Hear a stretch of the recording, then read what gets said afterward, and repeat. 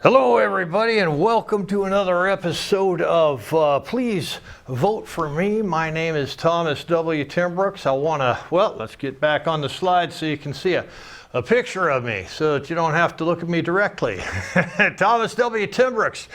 I'm running for the United States House of Representatives. I want to represent Oregon's 6th Congressional District. I'm a Republican.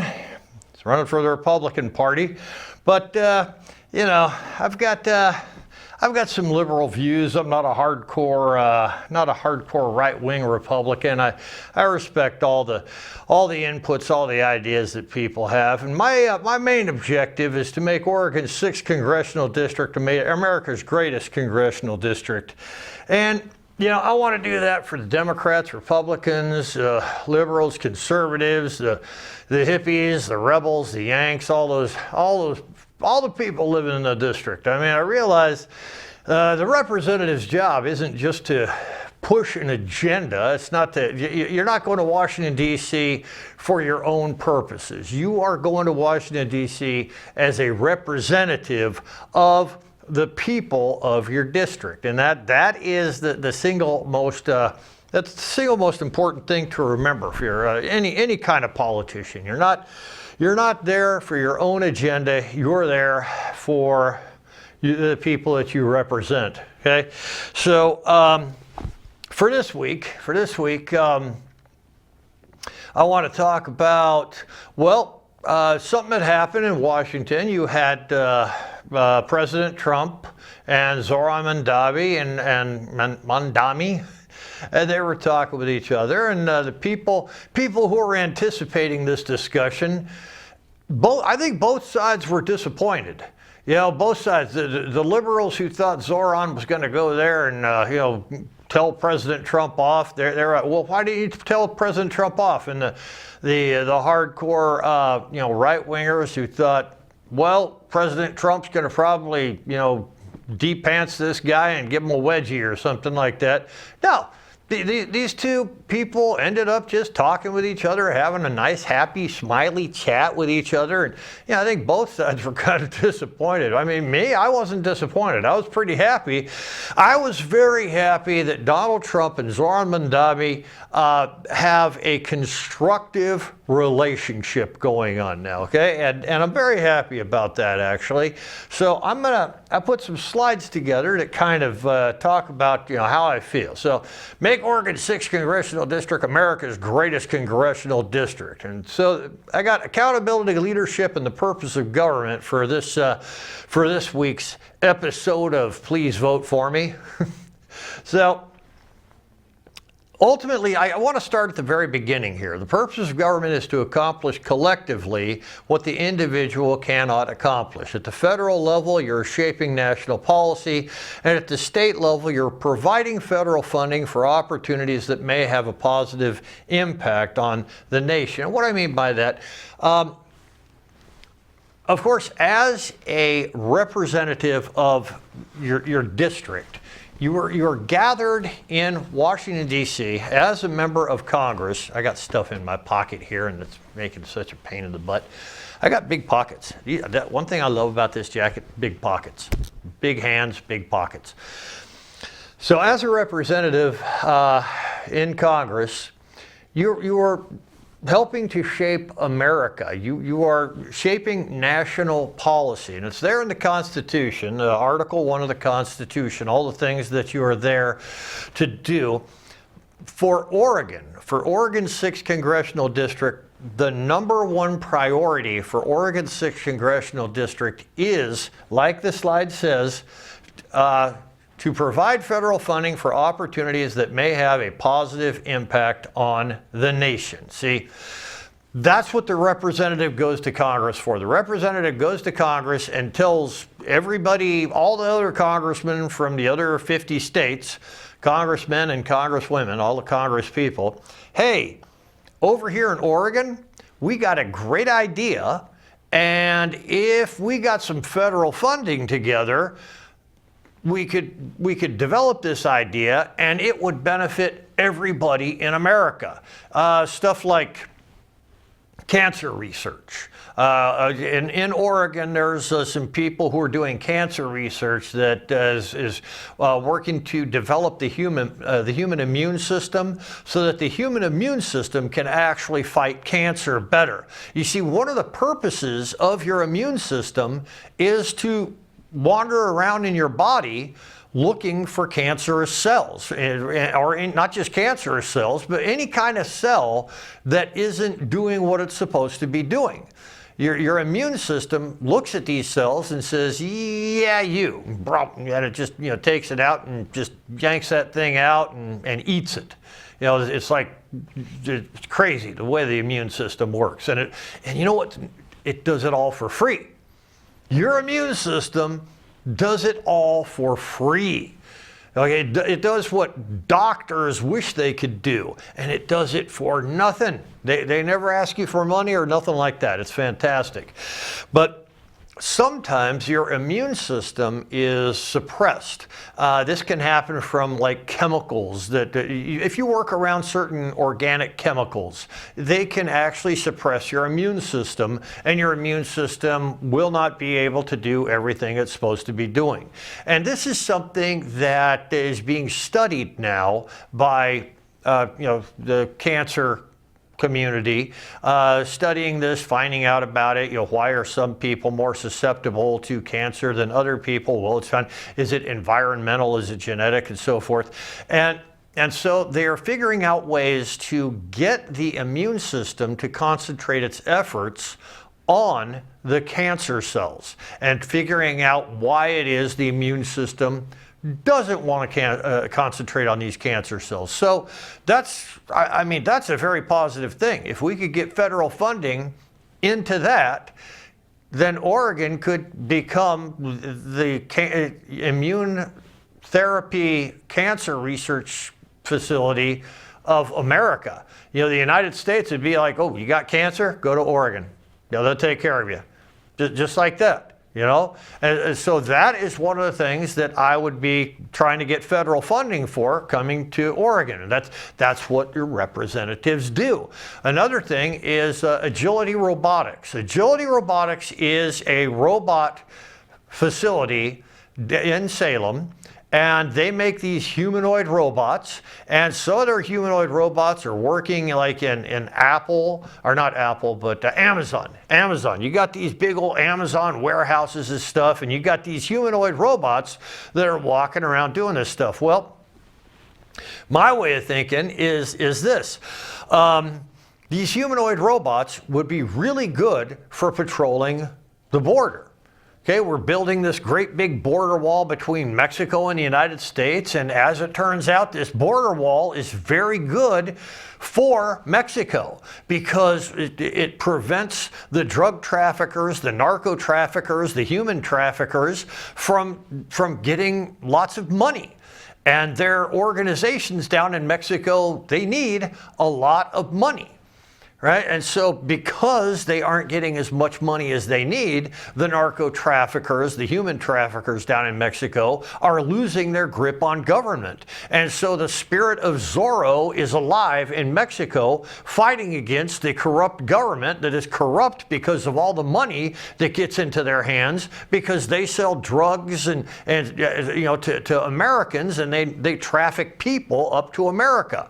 All that money is being shut off because of the wall that we're creating between the United States and Mexico, and that's a good thing.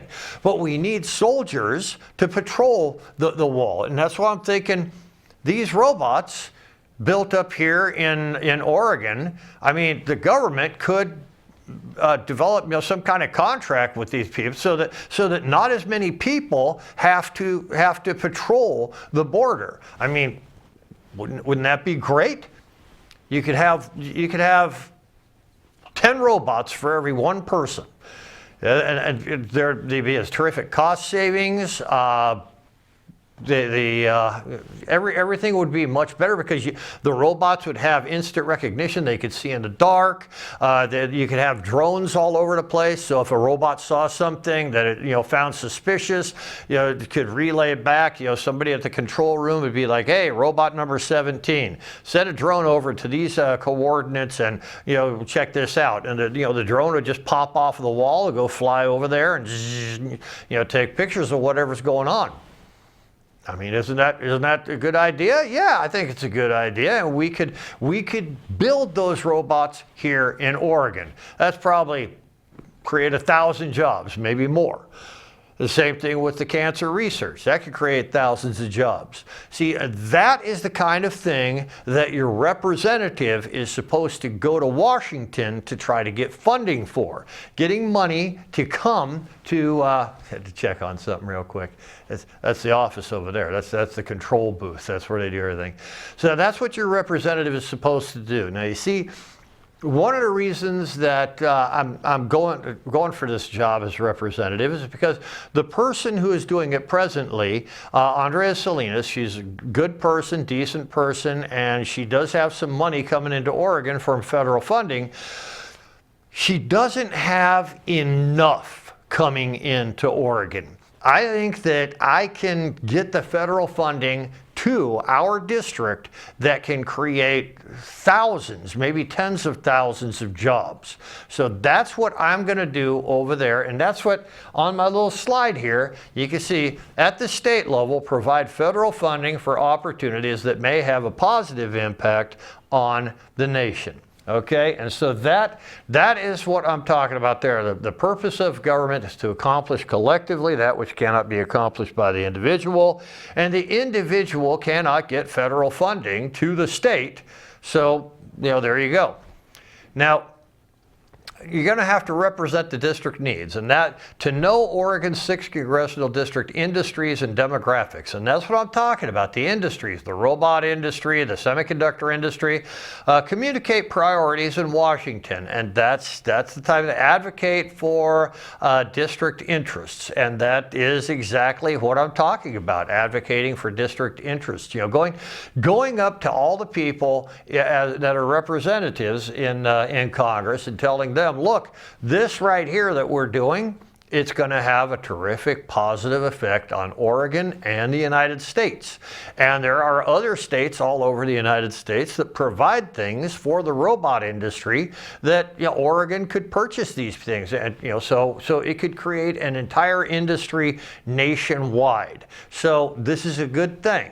So secure federal investments. So identify funding that strengthens Oregon's 6th Congressional District, align district projects with national needs, ensure Oregon 6 delivers value in return. And that's what I'm talking about with the value in return is, nobody in Congress is going to authorize any kind of federal funding to anything that does not help America as a whole. So we have to look very deeply at Oregon to see what kind of things Oregon can provide for America as a whole. That's how we get federal funding to Oregon. And that's the way it works there. So the build coalitions, work constructively across party lines to create strategic alliances and gain support for district legislation. And you see, this is one of the things, going across party lines. That means Republicans working with Democrats. Well, here's the thing. We have 6 congressional districts in the state of Oregon. One of them, Oregon's 2nd Congressional District, has a Republican, and the other 5 are Democrat representatives. See, if I were to be elected, then we would have 2 Republicans and 4 Democrats. So, I mean, if I wanted to get anything done for Oregon, I would have to be able to communicate with Democrats. And this is where, if you watch my videos, what you'll find is that I don't just dwell on Republican issues, and I don't talk a lot of dirt about Democrats. Okay, this is some kind of important to me because, like I said in the opening here, I'm not planning on only representing Republicans. I'm not planning on only representing Democrats. I'm not, the liberals, conservatives, whatever. My job is to make Oregon's 6th congressional district America's greatest congressional district. And what that means is figuring out how to build infrastructure here. And we build infrastructure by creating jobs, by bringing companies in, and whatever jobs they create, the people working there are going to pay taxes on those jobs, and those taxes are going to pay for the infrastructure and pay for all the programs that the government wants to pay for. Okay, so let me get on with this. To identify high-impact opportunities, emerging technologies, infrastructure modernization, and workforce development. To strengthen national competitiveness and to support future industries, reduce dependence on foreign suppliers, expand U.S. manufacturing capacity, and deliver measurable national benefits. So that's job creation, stronger supply chains, and improved national security. Accountability is built into the job. We prevent waste. We use data-driven budgeting, demand agency efficiency, and redirect funds from failing programs. So if we see a program isn't working too well, we take the funding away from it. Have the funding go someplace else.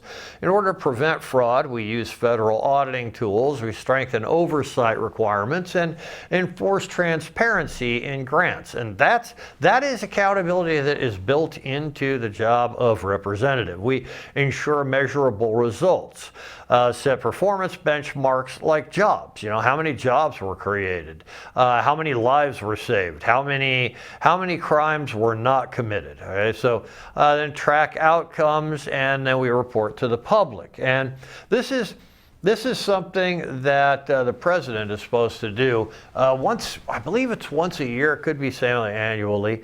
Article 2 of the Constitution is the enumeration of the rights and responsibilities of the president. One of those responsibilities is actually to give a State of the Union address to Congress to let Congress know how they're doing, where their money is being spent, how their money is being spent, and where it probably shouldn't be spent. Basically, if you have somebody mow your lawn, you're going to poke your head out every once in a while, and you're going to say, "Hey, are you done yet? See that area over there? We need you to edge around there, okay?" And then you're going to come back into the house, and you're going to, tell the wife, "Yeah, he's getting it done. Yeah, he's edging around. Yeah, it looks okay. It smells nice, cut grass and everything." So that's basically it. The president looks at the big picture, looks at the nation as a whole, and he comes up and he tells Congress, "Well, this is what's been happening. You guys have been doing this, you've been doing this, and this is the feedback." Okay, so Congress gets their little evaluation, tells them, "Yeah, this is the feedback. This is how things are going." Okay, so anyways, now the duties of a mayor. I mentioned Mamdani a little while ago. So he's the chief executive of the city. He oversees policy execution. He directs municipal operations, and he sets citywide priorities. Manage daily operations, supervise departments, ensures smooth services, respond to real-time problems. He oversees city departments, police, fire, public works, and financial planning, parks and recreation. And so essentially, the mayor's job is to be the president of the city. Okay, the city has a city council, and the city council gets the city gets money and funding, and there's all this stuff. The reason the New York City mayor is one of the most important jobs in America is just simply the fact that New York City is our most populous city in America, and that part of America is anybody who thinks about America thinks about New York City. And so New York City is kind of our place. This is America's collective pandemonium. It is our collective heart and soul. You know, anything that happens to New York City happens to America. That's why the whole 9/11 thing, you know, that's why they concentrated on New York City and not, like, I don't know, Chugwater, Wyoming. So, you know, that's why that happened. Okay, so this is why New York City, the mayor of New York City, wants to meet with the president of the United States. Is you know, the most important city in America meeting with the most important person in America, the president. Okay, so that's what the mayor does. Okay, he prepare the city budget to propose spending plans, to allocate resources, and maintain fiscal stability, and enforce city laws. Like I said, you know, the president enforces laws, the mayor enforces the city laws. Ensure consistent enforcement, promote fairness, support law enforcement leadership, and crisis leadership. Anytime something bad happens in the city, the mayor is the person, you know, because it's just easier to have one person in charge and everybody doing what that guy says than having a bunch of you know, low-level leaders trying to figure out for themselves. They manage disasters, coordinate emergency response, and they communicate with clarity. And that's just one of those hierarchy things. Okay. Now, why compare the roles? Well, both roles handle public resources, the federal versus the municipal budgets, the infrastructure management and oversight responsibility. That's the representative, the mayor. In fact, everybody in government has that same role.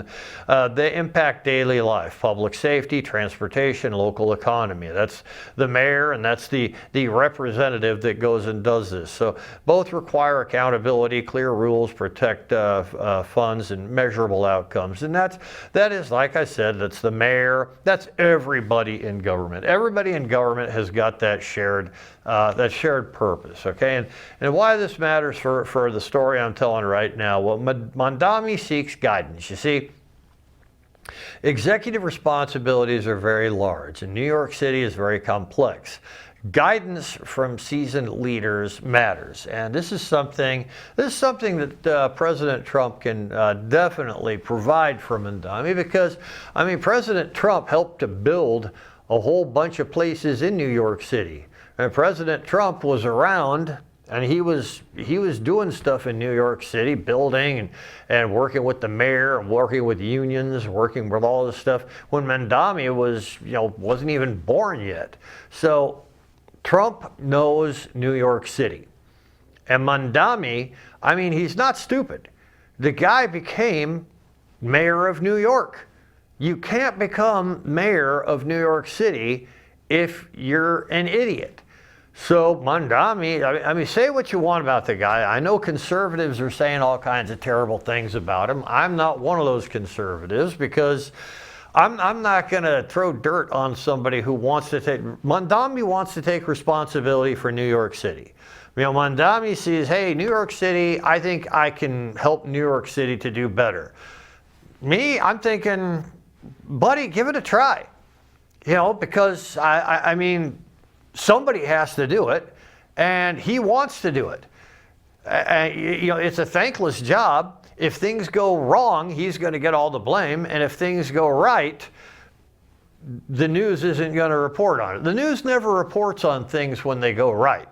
You know, I mean, everybody knew that you know, people landed on the moon, but people weren't waiting around to hear another successful moon landing story. But when Apollo 13 had a problem, that was the news. Everybody on the news, well, you know, everybody's, oh, Apollo 13's got a problem. Let's find out more about that. Yeah, cool. See, that's just the way people are. If it's bad news, it gets reported. If it's good news, well, then they look for some bad news to report. It's like, what's the saying in news? If it bleeds, it leads.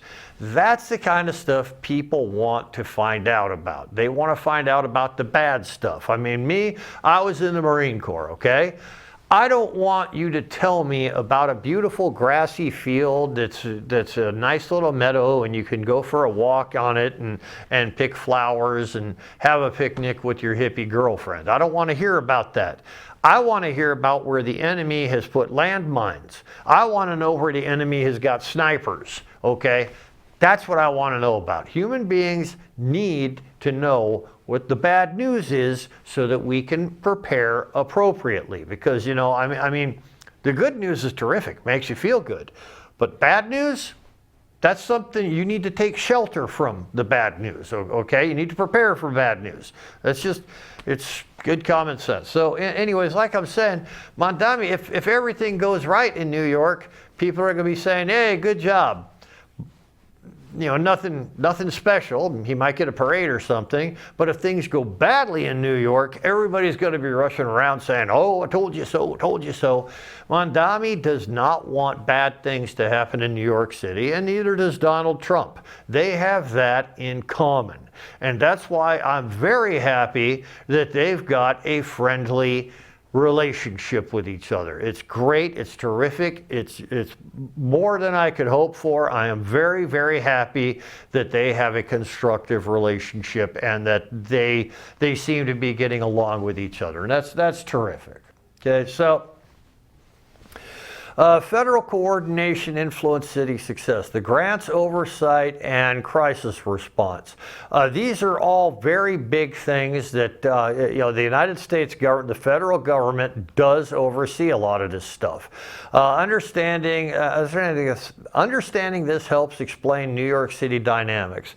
Why the meeting happened, why it was friendly, and why accountability was central. It's like I said, you know, each of these guys wants good things to happen for New York City, and so that's why they had such a friendly and happy and great little conversation. So this is a good thing for America. It's a good thing for New York City. Okay, so let me see, New York City's the new mayor and federal oversight. Okay, who is Zohran Mamdani? He's the new leader of New York City. He governs 8 million plus people, largest city budget in America, oversees complex systems. He has no executive political experience, so it's going to be a steep learning curve, and he needs for strategic guidance. He requires strong team assembly.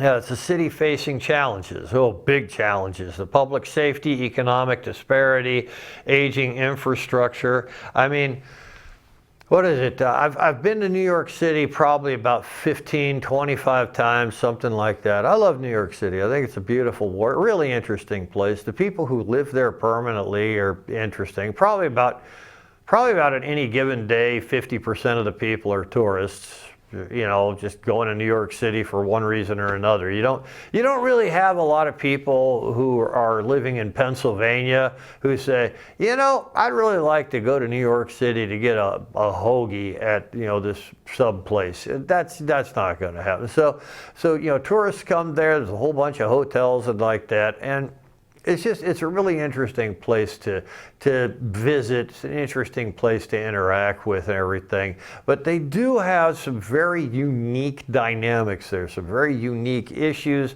very unique to New York. And New York started out a long time ago as a shipping hub. I mean, pretty much every ship that came to the East Coast, they would go into New York. It was a safe harbor. They'd unload their stuff and then get out of there. And it's still that part of the United States is still a very, very active shipping hub.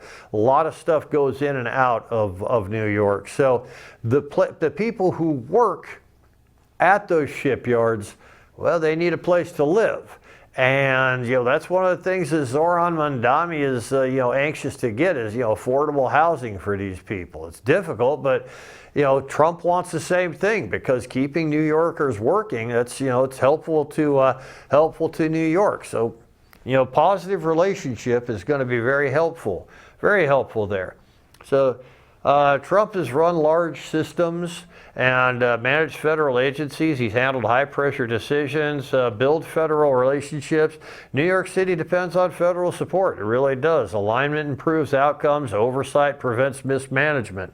Very important things there. To focus on accountability. New York City is vulnerable to fraud. It needs stronger controls, and federal tools strengthen integrity. And that is pretty much what they must have been talking about there. Zohran Mamdani is saying, look, yes, Joe Biden and the previous administration has inflicted a lot of problems in New York City. There are a lot of problems in New York City that shouldn't be in New York City. There's a lot of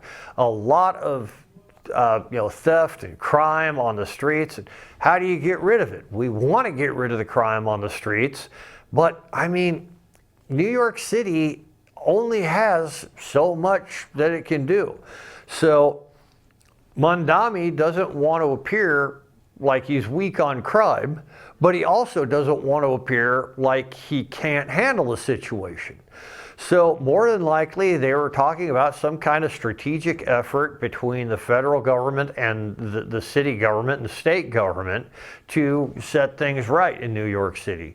Try to figure out, how is it we can establish law and order in the least possible intrusive manner?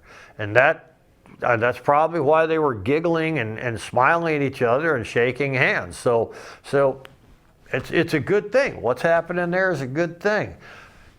You probably didn't think I was going to go with this, did you? You probably thought I was going to be trashing Mamdani or lifting up Donald Trump. Most people are going to be trashing Trump and lifting up Mamdani. I'm going the even route. I see both of them, each of those people, as having a positive effect on America. So that's the way I'm going with this. They both want stability, both want safety, both want accountability. The mentor-mentee dynamic. Trump offers experience. Mamdani brings openness. Cooperation benefits each of them, each side.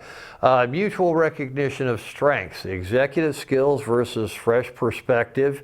Your shared focus on effectiveness and common interest in strong oversight. And this is something that they both want. So a new mayor seeking expertise. So he's ensuring federal dollars are protected with no waste, no fraud, no political misuse. And that's a very important thing, because I mean, this is probably one of the reasons that Mamdani wanted to be mayor of New York, is because he saw all of this graft, this corruption, organized crime, all these scandals happening, and it's from the legacy political parties, all these legacy politicians that are there. They're like, yeah, I'm the mayor, I'm the most important, I'll do what I want, that kind of thing. I don't see Mamdani as doing that. I mean, I like some of his answers. He seems like a really good person, a really good fit. He, young and energetic, he's got a lot of good ideas. So, hey, if the people in New York like him,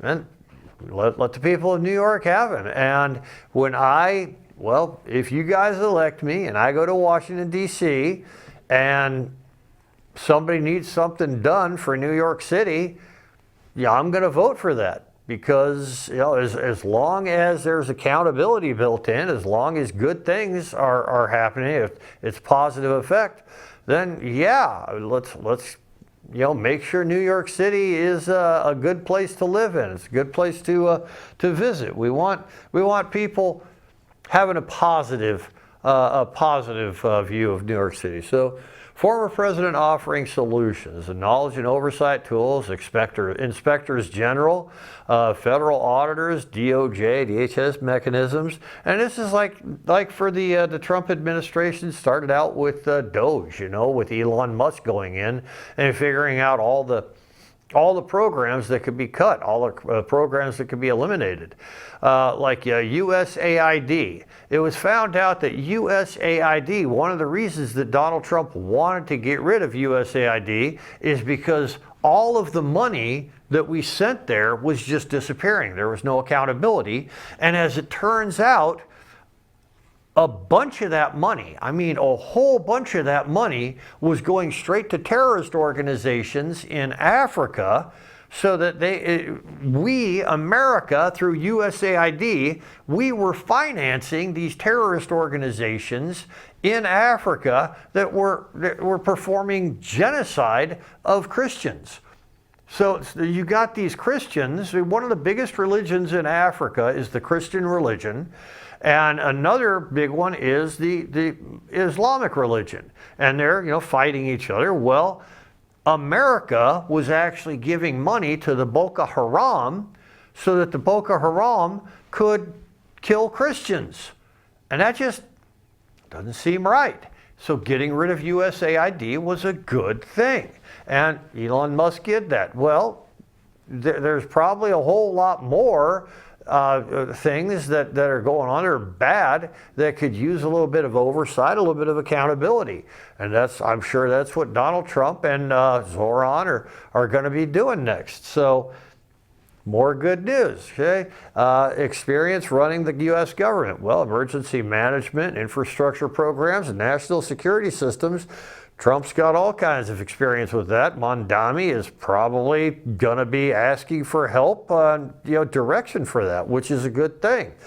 Practical leadership guidance, decision-making frameworks, resource allocation, and organizational structure. Those are all very good things, very necessary parts of government. So, a constructive relationship between Mamdani and Trump is a good thing. Now, one of the things that we have to look into, lessons from Minnesota, okay? And Minnesota welfare fraud case, large-scale misuse of funds, tens of millions misdirected, and it was misdirected. This money was diverted. Public money was diverted, oversight failure exposed, okay? And this money was actually being sent. You've got Somalia, okay? So let's say here's Africa, and over here is Saudi Arabia. In between Saudi Arabia and Africa, well, not in between, but on the the east coast of Africa, the eastern part of Africa towards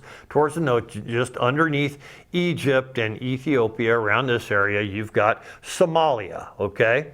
And Somalia is the place where you had the Somali pirates and so forth. And there's all kinds of terrorist organizations in Somalia. And what's her name? Ilhan Omar, she is somebody who is from Somalia. And of course, she's from Somalia. Her Somalian people, or the population in Minnesota that she represents, are largely Somalian people. And of course, being from Somalia, they don't really want to give up their national identity. They want to be Americans. They want to live in America and enjoy America and everything, but they don't really want to give up their national ID or identification. And I don't consider this to be a bad thing. I don't consider it to be a bad thing that somebody somewhere who comes to America doesn't want to give up their national ID. They want to remain, people who come over from Ireland or Scotland or Germany. They came to America and they maintained their national ID, their national, who they are. People from Italy. These Italian people came to America by the tens of thousands, and they stayed in America, and they did pretty well in America. Well, I think they did pretty well. There's a lot of Italian restaurants in New York City, right? But that's the whole thing. They still identify as Italian. They just call themselves Italian Americans, or just, yeah, I'm an American. My grandma and grandpa were Italian. They came here, blah, blah, blah, and everything. And this is something that's different about the American Republic compared to the Roman Republic, okay? And a lot of people are comparing America with ancient Rome. Okay, and the thing about there's a big difference between ancient Rome and America, and in that with the Roman Republic, in order to be a citizen of Rome, you had to completely give up your national identity. Okay, if you were from Germany and you were helping Rome out, you could no longer be a German person. You were Roman, and if we told you to go kill your cousins and uncles and aunts, well, you'd have to do that. And you see, America's not like that. America is like, oh, your grandparents were from Italy, huh? Well, that's nice. There's a war going on over here. Do you want to help out? You know, and this is where the American military is kind of different than the ancient Roman armies. You know, the American military doesn't require you to like murder your cousins or anything like that, or drop bombs on schools or anything. It's one of the things that they're discussing now. They're saying, hey, you don't have to follow illegal orders. And well, the Universal Code of Military Justice, it covers that. It says if you find that any of the orders you are given are illegal or immoral or go against the Constitution of the United States, you are obliged by law not to follow those orders. So America is very different in that way also. So it really doesn't matter to me that Ilhan Omar is telling people, yes, I'm Somali. I love Somalia. I love being Somalian, blah, blah, blah. And if she wants to address the Somali people in her district in the Somali language, yeah, go for it. I really don't care. The problem I have with Ilhan Omar is that I don't want to get sued or anything like that if I say this. So they are investigating. There is an active investigation to the corruption, to some kind of corruption in her district, where there is possibly some money that has been diverted from her district to Somalia, and that money may be supporting terrorist cells in Somalia. Okay? And so that's what the controversy is all about. Now, as far as I know, it hasn't been proven. So I don't know for certain if it's real or if it's just hype, but that is what is being investigated. That's what's being looked into. And that's one of the things that they're saying, well, we may, the United States might just denationalize her and send her back to Somalia or whatever. And, I haven't really looked into the case deeply enough to make a decision on it. If I were a member of Congress, I would be looking much more deeply into what's going on. And you see, because a representative represents the people the way the people want to be represented. If you have a district that is full of, I don't know, Martians, okay, the Martians come to America and they land in this one area and it's a very small district. Well, Martians have needs. They like, I don't know, green cheese or something like that. That's why they came to Earth. They meant to get the green cheese from the moon, but they missed the moon and they slammed into the Earth, and now their spaceship's broken, and they're like, hey, do you mind if we stay here for a while till we get our spaceship fixed? And Americans are just like, yeah, y'all hungry? That kind of thing, right? That's the way Americans are and everything. So if the Martians were to stay for a couple of years, I imagine they would have some kind of specific needs. And of course, they would have a national identity, be like, hey, we're Martian Americans. Come on, man. We need that green cheese. I mean, it's perfectly natural for people to want whatever is valuable to them. So, as long as they are obeying America's laws, as long as they are doing everything that they're supposed to do as an American citizen, I really don't care, So I'm not the kind of person who looks at every little detail about what somebody does and, criticizes it. I'm the kind of person, I'm going to say, you know what? That's your backyard. If you want to grow cherry trees or crabgrass, it's your backyard. As long as it doesn't affect anything in my backyard, that's perfectly all right with me, whatever, I don't care. So, and that kind of constructive relationship would be a positive relationship for bringing federal funds over to Oregon's 6th Congressional District and developing the industry we have here and creating jobs. That's my whole objective there. I don't want to make enemies. I want to make relationships. I want to work with everybody in Congress to get things done for our district. Okay, so anyways, back to this. So the money, national attention to vulnerabilities, so weak verification, poor controls, and erosion of trust, and this has to do with the voting thing, how illegal aliens may be partaking in American elections, and that's something we don't really like. Dangers of unchecked funding, exploitation by bad actors. This is what I was talking about, where America's got a lot of money. That money is making it all over the world, and that money going all over the world can have a very negative effect on the populations of different parts of the world. And I noticed this when I was in the Marine Corps. They sent us to the Philippines, and Philippines is absolutely beautiful place. It's absolutely beautiful. And there's cities in the Philippines, of course. There's going to be cities, there's people, there's going to be cities. But a lot of what I saw in the Philippines that was happening was related to organized crime. And essentially what was happening is American military people go out every weekend on town during the week and like that, and grab a beer, grab something to eat, listen to some music, and there are a lot of illicit activities that were happening in the Philippines that were related to organized crime.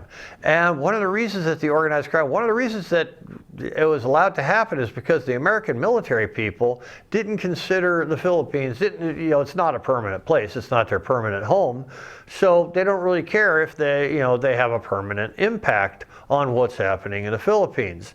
And this is American funding having a very, very negative impact on a certain part of the world. And so while I was there, I didn't take part in any of the illicit activities and the underworld organized crime type activities. I'd go out on town, get something to eat, grab a beer, listen to some music, but I'm not going to do any of the other stuff because, well, it's illegal. It supports organized crime.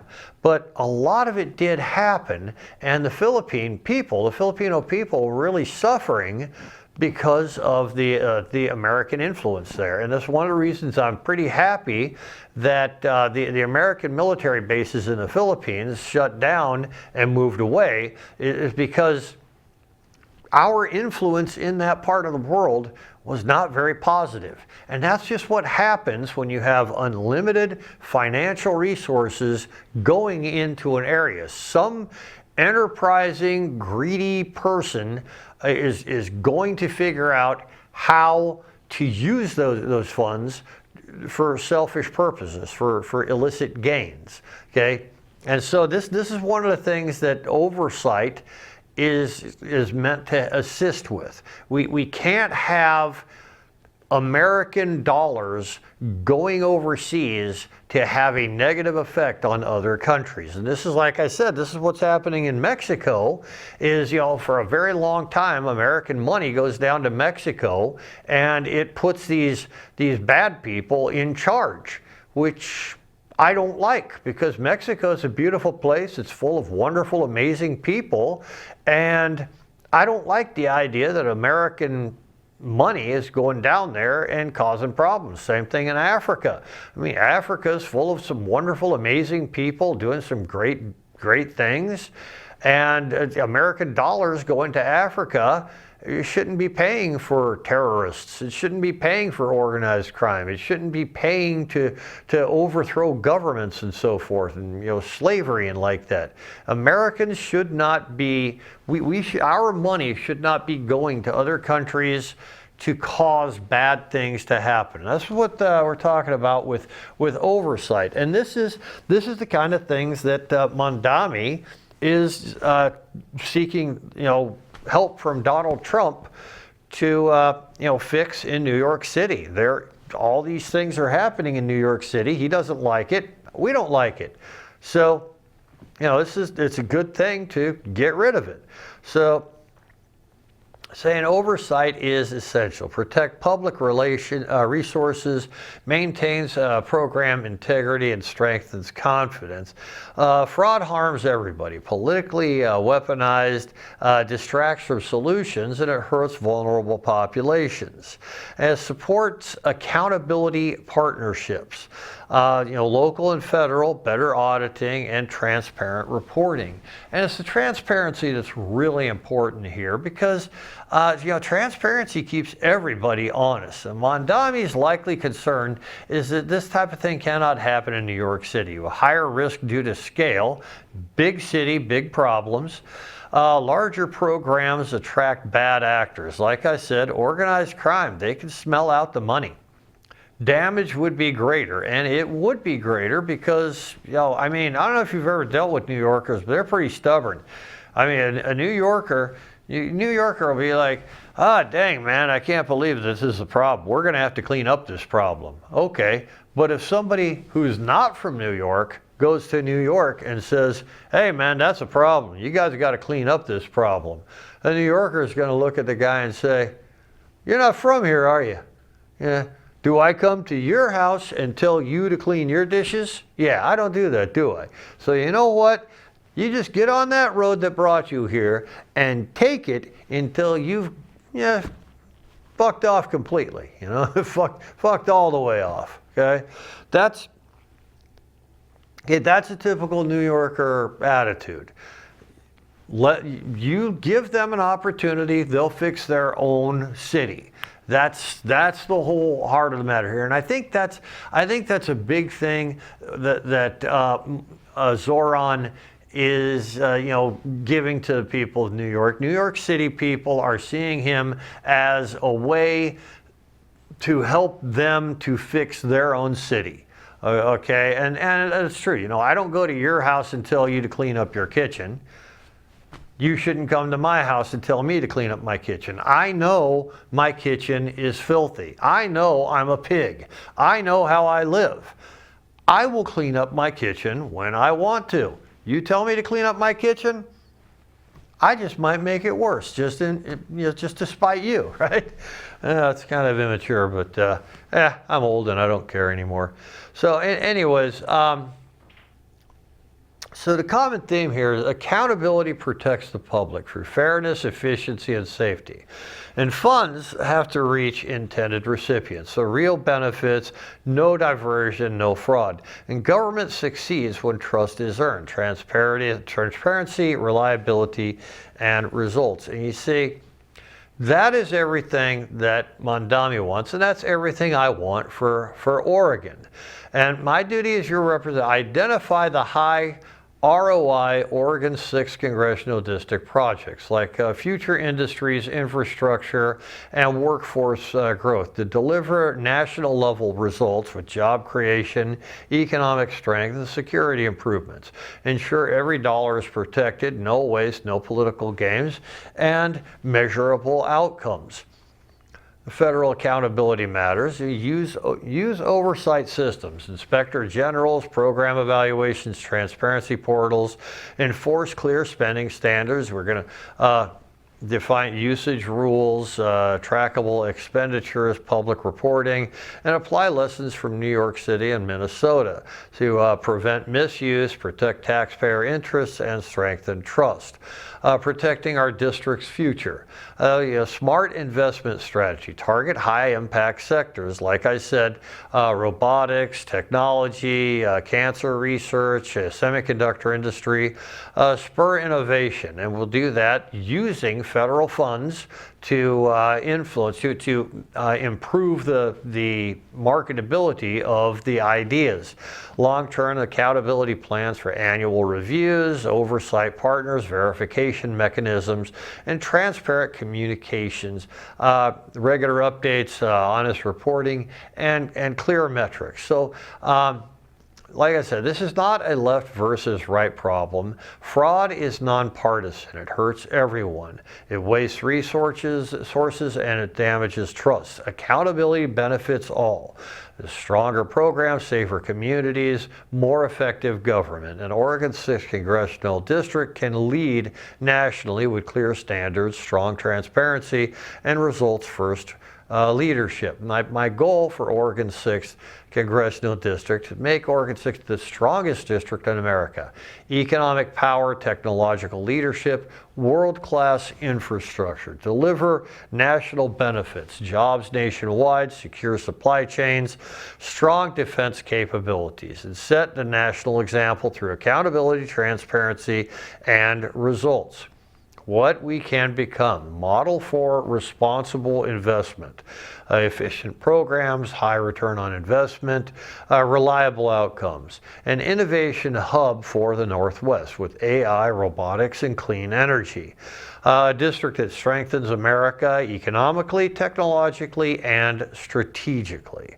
So, a closing message here. We need results, not rhetoric. Responsible leadership, transparent government, real accountability. I will deliver innovation, oversight, and measurable success, protecting tax dollars, strengthening our district, and benefiting the entire nation. Okay, and so that's all I got for today. This is the raccoon of ended presentations. And so, yeah, these are my top 10 things. I want to remove $5 trillion from the national debt. Propose a 28th Amendment for transparency and financial incentives. Secure America's digital infrastructure by requiring PLCs be built domestically. Tuberculosis and polio screening for all migrants as well as food workers. 5-pillar blueprint to empower local governments and protecting our law enforcement through the Reasonable Operations Space Act. Requiring early measles vaccination, that's one of the most important things that you can do. American Talent First Act to ensure American workers are prioritized for American jobs, and immunotherapy for cancer research, and in-person voting. Those are all things that are within the power of a representative.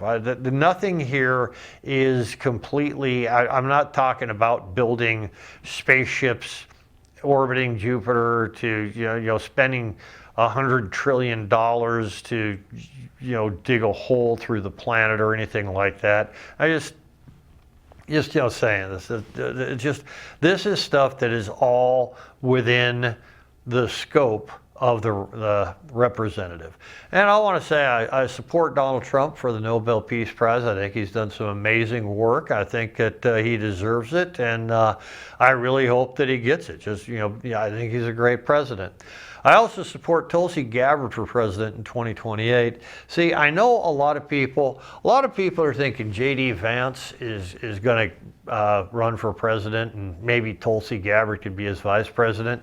I think it should be the opposite. I think Tulsi Gabbard, she has got a lot of experience, a lot of good ideas. I think she's got a lot of really good qualities that could make her a really terrific president. And I would like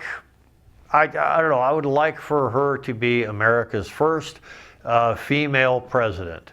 Just because I really like the reputation she has for fairness, for decency, for openness, for transparency, and so forth. And yeah, I trust America.